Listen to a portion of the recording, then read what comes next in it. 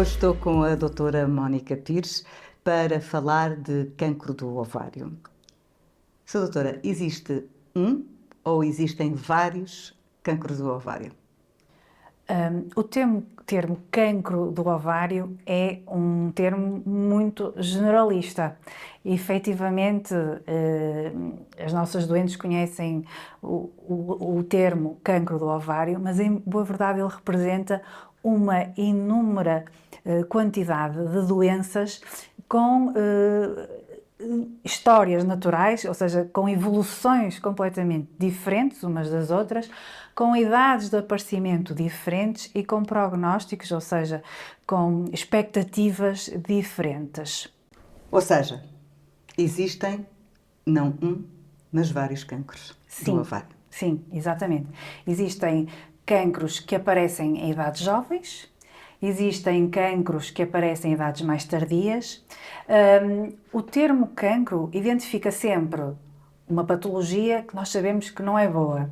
É uma patologia tendencialmente agressiva, mas a repercussão e o futuro daquela doente pode ser muito diferente dependendo do subtipo de cancro que apresenta e do estadio, ou seja, em que fase do cancro é que é diagnosticada a doença. Se é diagnosticado numa fase em que o cancro está limitado ao ovário ou se é diagnosticado numa fase mais avançada em que o cancro já não se está apenas no ovário, mas pode atingir outros órgãos. Não deixa de ser um cancro do ovário, mas é um estadio mais avançado, é um estadio em que as repercussões para a saúde da mulher já são mais severas e o tratamento muitas vezes também implica um tratamento mais agressivo. Sra. doutora, em que idades é que é mais comum aparecer um cancro do ovário? Lá está, depende do subtipo. Para o subtipo mais comum, sendo os carcinomas ou cancros epiteliais do ovário, a idade mais frequente de aparecimento é após a menopausa, anda ali pelos 60 anos. Contudo, pode aparecer bem mais precocemente, particularmente em subtipos que são bem mais raros, felizmente, que aparecem em idades mais jovens. Há subtipos em que aparecem não epiteliais, que aparecem em mulheres ou crianças até, adolescentes, que desenvolvem um cancro do ovário, de outras linhas. O ovário tem vários tipos de células, portanto, outras células que não as epiteliais, as germinativas, que são mais frequentes nas idades mais jovens. E evoluem depressa ou nem por isso? Olha, o cancro do epitelial do ovário, que aparece então mais frequentemente após os 40 anos, é muito raro aparecer antes, tem uma progressão rápida. Os cancros subtipos histológicos das idades mais frequentes não deixam de ser cancro, mas também têm uma resposta muito mais eficaz aos tratamentos que dispomos e, portanto, mesmo com uma evolução rápida e às vezes até diagnosticados em fases um bocadinho mais avançadas, têm uma possibilidade de cura muito frequente, o que felizmente para essas jovens não dita um prognóstico mau.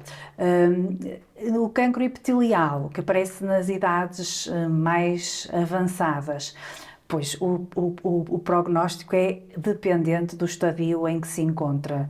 Então, o que acontece é um bocadinho ao contrário daquilo que se passa com outros cancros, em que, conforme nós vamos envelhecendo, o cancro evolui mais devagar.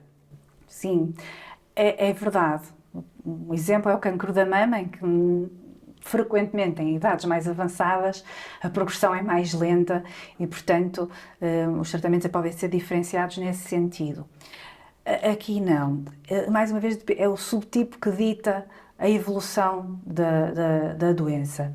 Este subtipo epitelial é realmente mais agressivo que outros subtipos e a progressão, mesmo em idades avançadas ou mais avançadas, pode ser rápido. Mesmo dentro do subtipo epitelial há vários subtipos. Se falarmos de um seroso de alto grau, a progressão é frequentemente rápida, havendo também alguns tumores epiteliais que têm progressões mais lentas. Portanto, não é uma doença única, de longe disso. Cada vez percebemos mais sobre as evoluções destes diferentes subtipos, cada vez conseguimos caracterizar melhor e chegar à personalização daquele cancro naquela doente e com isso pretende também um tratamento mais diferenciado e também personalizado para as características daquele subtipo, naquela idade, naquela doente. E não há uma idade máxima a partir da qual já é difícil que uma mulher tenha um cancro do ovário? Infelizmente não. Gostava de lhe dar a resposta que sim, até como mulher, estar livre desta doença. Não, pode atingir qualquer idade. Mesmo a idades 90 anos, às vezes temos doentes com cancros, às vezes com progressão mais rápida, outras vezes com progressão mais lenta, e temos que atentar ao contexto da doente, ao subtipo da doença, e, para propor um tratamento adequado à expectativa de vida daquela doente. Que exames é que é possível fazermos para se detectar a doença? O cancro do ovário, até à data, não é um cancro rastreável para a maioria das mulheres. Ao contrário da mama, que é possível fazer um rastreio mamográfico, ao contrário do colo do útero, em que o Papa Nicolau faz o rastreio, no cancro do ovário não temos um exame que permita ou saber que se vai ter, ou saber que se tem precocemente. Portanto, não temos capacidade de rastreio. Mas a que sintomas é que devemos estar com atenção, tendo em conta que em termos de rastreio não há muito a oferecer neste momento, não há muito que nos seja oferecido, a que sintomas é que devemos estar com atenção? Os sintomas do cancro do ovário são inespecíficos. São sintomas comuns a outras patologias, nomeadamente gastrointestinais, abdominais, às vezes até urinárias. E, portanto, há uma desvalorização pela doente desses sintomas. Mas eu gostaria de chamar a atenção para sintomas que persistam no tempo, ou seja, não têm a resolução habitual, por exemplo, de uma gastroenterite que se resolve em meia dúzia de dias, ou 2 ou 3 dias, mas que persistem no tempo. Sintomas de distensão abdominal, dor abdominal persistente, alterações gástricas após a ingestão alimentar, ou seja, um desconforto abdominal. São sintomas, como vê, que não são muito... Parecem quase digestivos. Exatamente, porque o ovário está dentro do abdômen e quando aparece um cancro, muitas vezes a manifestação é já avançada pela doença se estender à parte intestinal. E, portanto, os sintomas podem se apresentar desta forma inespecífica. A persistência no tempo é de valorizar. Por outro lado, ou seja, noutras circunstâncias, estes tumores do ovário, estes cancros, manifestam-se com massas grandes. Portanto, se o abdômen cresce, a barriga aumenta de volume, se a doente acha que não está grávida, não é? Obviamente. A primeira manifestação pode ser, eu não consigo apertar o cinto das calças, por exemplo. Há, de repente, uma percepção que a barriga cresceu, que o abdômen aumentou de volume. Se associa à dor, pode traduzir uma volumosa tumefação ovárica, cuja primeira manifestação é de aumento do volume abdominal. Sobretudo quando está associado a não haver um aumento de peso equivalente.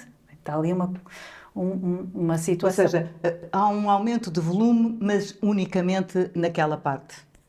Sim. Portanto, estar com atenção, vamos resumir, estar com atenção ao aumento de volume, portanto, na região abdominal, se existem persistentemente sintomas gástricos desconfortáveis após a refeição. Sobretudo após a refeição, a sensação de distensão abdominal e a dor. A dor muitas vezes localizada à parte inferior do abdômen, ao direito, ao esquerdo, ou às vezes mesmo no centro. Portanto, essa associação de sintomas com a persistência no tempo deve ser investigada, porque realmente por trás pode estar uma doença grave, como o cancro do ovário.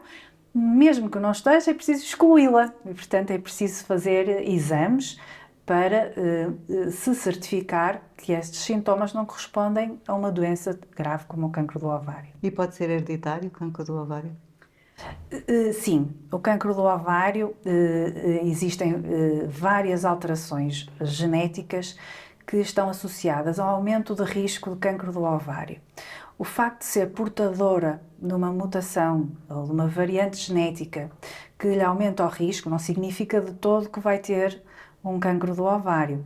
Significa que, comparativamente à população que não tem aquela variante, há mais probabilidade de vir a desenvolver um cancro. E é importante perceber que probabilidade é essa.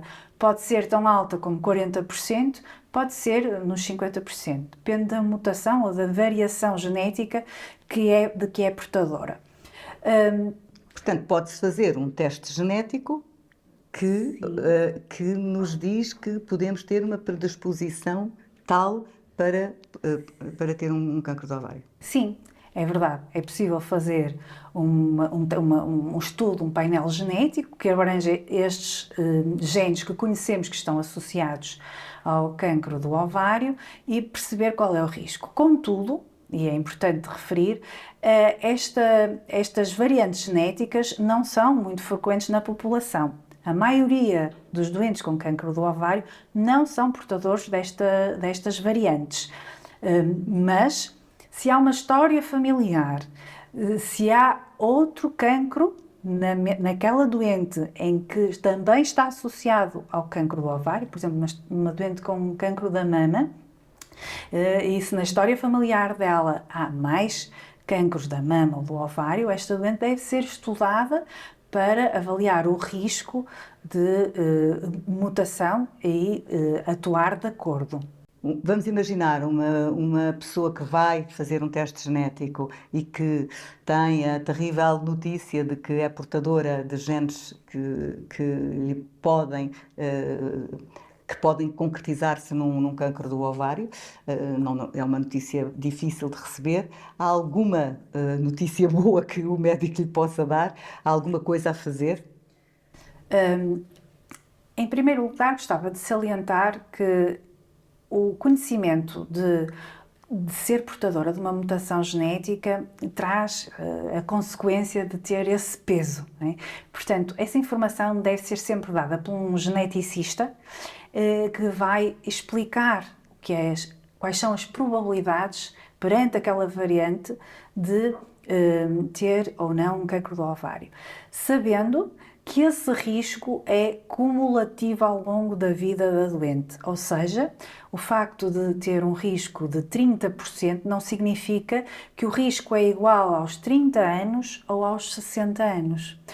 Nós sabemos que o cancro do ovário, mesmo nas variantes hereditárias, aumenta a prevalência com a idade. Portanto, estas doentes sabem que o risco aos 30 de terem um cancro não é 30%, digamos que é 5%. Aos 80 é que será de 30% ao longo da vida. Portanto, é importante este ponto. Porque, consequentemente, também depois é fácil perceber que têm aqui a oportunidade de completar o seu planeamento familiar, de ter filhos, porque o risco que estão a correr pode ainda ser baixo, e depois ter uma estratégia de diminuição de risco já após terem filhos. Quais são as estratégias de diminuição de risco? Bem, já falamos que não temos capacidade de rastreio, mas temos a capacidade de remover os ovários. E, portanto, estas doentes podem ser aconselhadas e varia conforme a mutação, a idade em que é proposta a cirurgia, porque algumas devem ser mais precoce, outras devem ser mais tardiamente. Portanto, pode-lhes ser proposta uma cirurgia profilática, ou seja, deixam de ter risco de ter cancro do ovário. Mas há consequências de se retirarem os ovários. Certamente.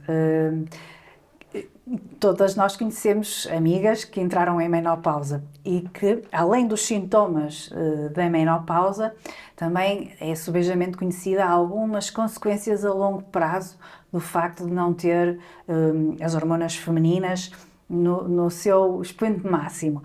Portanto, com esta cirurgia de castração, de remoção dos ovários, nós vamos incutir uma menopausa iatrogénica, uma menopausa que pode ser mais precoce do que o que era suposto. E por isso é importante refletir sobre em que altura é que deve ser proposto, não demasiado precoce para aquela mulher não sentir os efeitos da falta dos ovários. E o segundo ponto é, felizmente, no estado da arte atual, pode ser possível repor as hormonas femininas. Portanto, as consequências de remover os ovários podem ser menores se utilizarmos as armas que dispomos. Claro que é sempre adaptado à doente, à história dela, aos antecedentes médicos e à avaliação pelo clínico que a segue, se é possível ou não fazer essa reposição hormonal. Tendo em conta, portanto, esta nossa conversa, devo retirar os meus ovários, tendo em conta que os tenho ainda?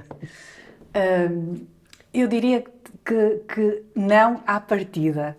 Claro que, mais uma vez, isto é uma orientação sempre individualizada, sempre personalizada.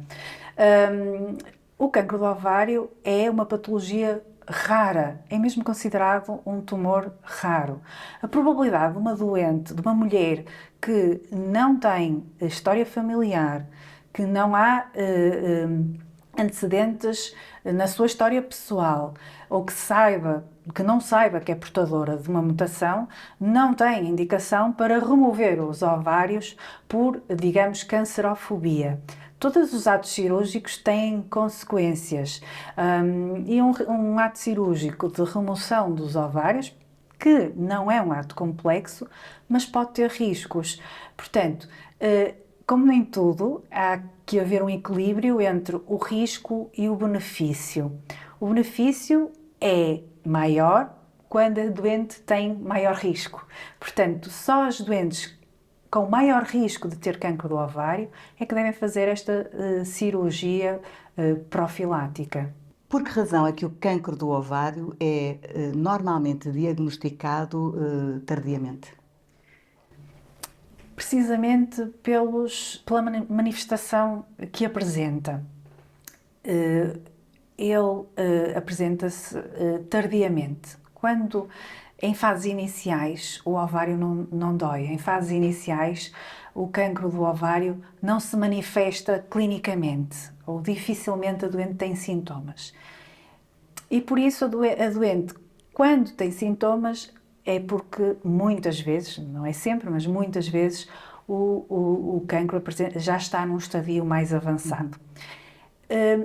Também temos doentes que desvalorizam estes sintomas por não serem específicos, por terem muito que fazer na sua vida profissional, dos filhos, da família, acabam por deixar os seus sintomas, por mais frustros que sejam, para uma oportunidade mais distante para os rever e, portanto, acabam por tardiamente chegar ou procurar os cuidados médicos.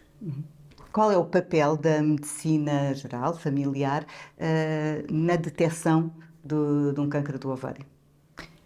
Eu acho que é um papel fundamental. Eles são realmente os colegas em que a maioria das doentes acaba por contactar, em quem confiam e onde vão queixar-se destes sintomas que podem estar associados ao cancro do ovário.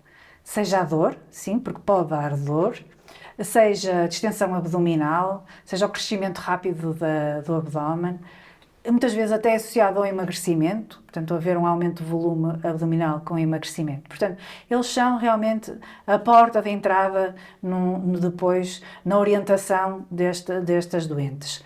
Por outro lado, são os médicos que conhecem melhor aquela doente, conseguem perceber se são sintomas de novo e que têm persistido, ou são sintomas que a doente já se queixa há muitos anos. Se for há muitos anos, certamente não deve ser um cancro do ovário. Este mal-estar abdominal é um sintoma comum, mas se há muitos anos, não deve ser oncológico sequer. Portanto, eles conseguem fazer essa triagem. Por outro lado, têm também acesso à história familiar. Muitas vezes já seguem mais do que uma geração, ou têm nos seus registros essa informação, que infelizmente em Portugal e noutros países a própria doente desconhece. Seja por pruridos culturais, em que não se fala de cancro, seja por um ambiente cultural dentro da família, em que não há comunicação entre gerações ou entre familiares dos problemas que os afeta, seja por vergonha, seja por poupar o outro, seja por que motivo seja. E, portanto, ele consegue fazer uma triagem, perceber quais são as doentes em risco, eventualmente até para ter um carcinoma hereditário, e consegue perceber se estes sintomas são de valorizar. E, muito importante, consegue orientar depois, posteriormente. Em algumas situações, os médicos de família fazem diagnósticos ou achados incidentais. O que é isto? Fazem uma ecografia e detectam, sem sintomas, uma alteração ecográfica no anexo, no ovário e trompa, e que são motivo do estudo posterior e que levam ao diagnóstico precoce de um cancro do ovário. Não é, infelizmente, a forma mais frequente de detectar o cancro do ovário, mas é a ecografia feita num ato de consulta geral ou até num ginecologista pode levar a um diagnóstico de um cancro do ovário, de uma patologia que deve ser investigada no sentido da sua remoção. Defende a existência de centros de referência. Porquê? Sim, como já foi abordado, o cancro do ovário é uma patologia rara. E como todas as patologias raras, a concentração de conhecimento faz com que consigamos tratá-los melhor. E isso é válido para o cancro do ovário, quer em termos de tratamento cirúrgico, a experiência do cirurgião ou da equipa cirúrgica, que muitas vezes é necessário uma equipa multidisciplinar, é fundamental. Fundamental. E também o tratamento que pode seguir-se ao tratamento cirúrgico, ou até ser prévio ao tratamento cirúrgico, é também bastante específico. E, portanto, as equipas que mais concentram número de doentes, mais qualidade têm na resposta. E, portanto, neste tipo de situações, a concentração de recursos, a concentração de informação, a concentração da capacidade de orientação é fundamental para o sucesso do tratamento. Quando a doente tem um diagnóstico de cancro do ovário, ou há pelo menos essa suspeita, fica em pânico. E às vezes recorre à pessoa ou que está habituada, ou a alguém que leu ou lhe foi indicado. E, há pouca preocupação em perceber qual é a qualidade da equipa, a qualidade do centro que a vai tratar e o número de doentes que esse centro já tratou. Sendo que a referenciação para um centro com provas dadas ou em que as equipas cirúrgicas estão habituadas a tratar patologia oncológica e patologia oncológica rara, deve também ser uma preocupação da doente informar-se de que centros dispõem em Portugal e noutros países que a possam tratar adequadamente. Normalmente estes centros têm a obrigação de dar uma resposta rápida, porque entendem a importância de um processo célere. Da rapidez. E, portanto, às vezes, o respirar fundo e o não tentar tanto perceber qual é a evolução na internet, mas o procurar o conhecimento de quem é que me vai tratar eficazmente é, se calhar, o mais importante. O mais importante é procurar um centro de referência naquela patologia, neste caso, no cancro do ovário. Eu diria um centro, não um médico, um centro. Exato. Trata-se de um cancro com elevadas recidivas? Mais uma vez, não estamos a falar de uma entidade única, portanto, depende de que subtipo histológico temos, de que estadio tínhamos no início. Há tumores que, mesmo subtipos agressivos em estadios iniciais, podem ser curáveis, quer dizer que não vai haver recidiva. A recidiva é o reaparecimento da doença mais longe ou mais perto do diagnóstico inicial. Mas, sim, infelizmente sabemos, porque aparecem em estadios avançados, porque são tumores agressivos, que mesmo fazendo um tratamento o mais adequado possível no primeiro tratamento, infelizmente muitas destas doentes vão ter reaparecimentos desta doença. Também, felizmente, temos agora armas terapêuticas em que prolongamos o espaço em que a doente não tem recidiva, melhoramos a qualidade de vida da doente neste período, aumentando, alargando, mas preservando a sua qualidade de vida. Portanto, acaba por ser uma doença que eu espero seja mais uma doença crónica e não uma doença com um diagnóstico tão mau como inicialmente acontecia há uns anos atrás. Tem havido avanços terapêuticos? Tem havido uma aposta na investigação? Sim, demorou, o cancro do ovário demorou a arrancar aqui a inovação, mas nos últimos anos temos tido uma inovação em termos de tratamentos adjuvantes para além da cirurgia. Portanto, temos a imunoterapia que veio dar um aumento da sobrevida às nossas doentes, tratamentos dirigidos a diferentes subtipos, a diferentes mutações genéticas. Portanto, temos agora uma nova panóplia de armamento contra este cancro. No futuro, com o envelhecimento da população, vamos ter um aumento do número de casos? Sim, provavelmente, não é? Em medicina nem é sempre nem nunca, mas sim. Acontece com outros tipos de cancros. Se é mais prevalente em idades mais avançadas, então, com o envelhecimento da população, podemos ter um aumento da incidência, ou seja, do número de casos diagnosticados. Contudo, também temos sempre esperança que surjam quer meios de identificação mais precoce, quer haja correções de fatores de risco, que ainda não falamos, mas que existem alguns, que evitam o aumento de risco de cancro. Por exemplo, que o tabagismo que seja cada vez mais raro, que as nossas mulheres optem por estilos de vida mais saudáveis, pelo controle da obesidade.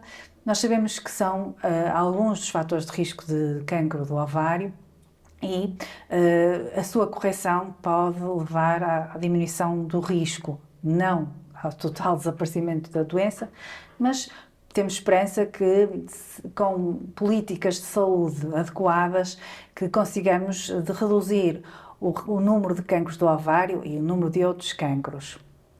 Existem, para além da obesidade e do tabagismo, há mais fatores de risco?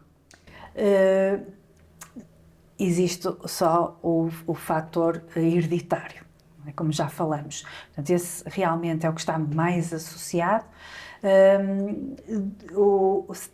um fator protetor que é pouco conhecido, infelizmente, mas a utilização de contracepção oral por mais de 5 anos, ou seja, a utilização de uma pílula mais de 5 anos, sabemos que diminui, estatisticamente provado, o número de cancros do ovário. Ou seja, a pílula que serve de planeamento familiar é um protetor de cancro do ovário. Portanto, quando a mulher decide que método contraceptivo deve utilizar, e estamos na moda ou na era da não utilização de métodos contraceptivos hormonais, mas a mulher também deve saber que esse fator que elimina a partida pode ter um efeito benéfico no seu risco de ter um cancro do ovário. E isso foi notório a nível da história dos países, quando houve a introdução da pílula, uns anos para a frente, o risco de cancro do ovário diminuiu. Portanto, vamos ver que impacto vai ter agora que há uma geração que aposta menos na utilização da pílula, mas acho que devem conhecer todo o potencial risco e benefício da utilização de uma contracepção oral, nomeadamente este benefício de proteção de cancro do ovário. Obrigada por estas notas de esperança neste final de conversa, Sra. Doutora.